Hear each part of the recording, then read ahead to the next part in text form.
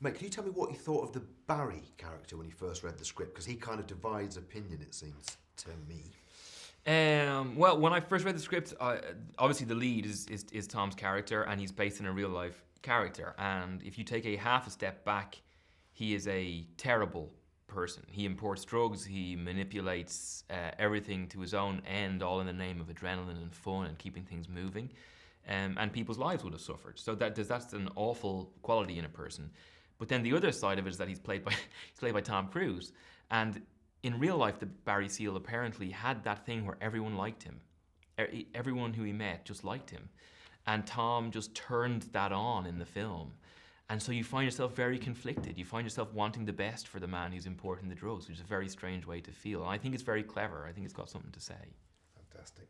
And your own character, Schaefer, what was your approach with him? Often with CIA guys, they have loads of tech and stuff, but he's sort of working his little cubicle and... Yes, it was a different time. So Schaefer, who I'm playing in the film, is in the CIA, but it isn't all high-tech gadgetry and all the rest of it, which is obviously a lot of what happens now.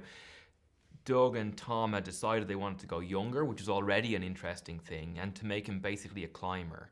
He just wants to get a bigger office at all costs, and it doesn't matter if Nicaragua goes up in flames or, it doesn't matter. So that was a really nice character note to get early, and I just really enjoyed that in the film. It was a nice place to start every scene, that he's just getting whatever he wants at any cost, Fantastic. And I know you've probably talked about Tom a billion times, but I think you'll be good at it. People say he's the ultimate professional. Can you give me your recollections of working with him, what you enjoyed? My recollections of working with Tom was well, first of all, that we laughed a lot. He's very fun and funny to be around, and he was playing a character who let him express that. So I think himself and Doug were having a lot of fun with that. So it was a very fun set. Energy was very, very high at all times, which I gather is probably what he's like away from set also. But it really worked for this film as well, just to kind of keep that train moving forward. And he was very, very generous. He was really, really nice to me. Really nice to any friends who I had on set and all the rest of it, and had time for everybody. So, I kind of can't say enough good things about him. Obviously, he did his own flying in the film, and I hear he took you up in the plane. Can you give me your recollections of that as well, please? Basically, Doug and Tom both went up in a plane and asked me if I wanted to go up with them. It was very small. I think it was like a 6-seater plane. I went up with them, and it was unbelievable. We went into zero gravity for a while, which they had not told me was going to happen. And that was simultaneously one of the most terrifying and exhilarating moments of my life. Tom wore the aviators, so it was a full Top Gun moment, and that's something I'll remember for the rest of my life. It was amazing. You got flown with Maverick, that is classy. Yeah, not too bad.